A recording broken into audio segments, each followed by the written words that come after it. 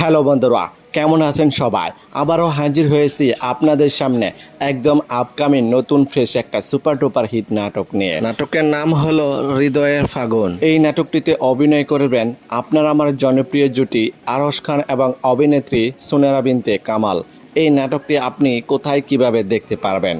Zee TV drama YouTube চ্যানেলে release দেওয়া হবে। দ্রুত চলে আসবে নাটকটি দেখার জন্য অপেক্ষায় থাকুন। এই নাটকটিতে আছে একদম খাঁটি রোমান্টিক ভালোবাসা, অসাধারণ অভিনয় আর হৃদয় ছুঁয়ে যাওয়া গল্প। এই জুটি মানে কিছু স্পেশাল।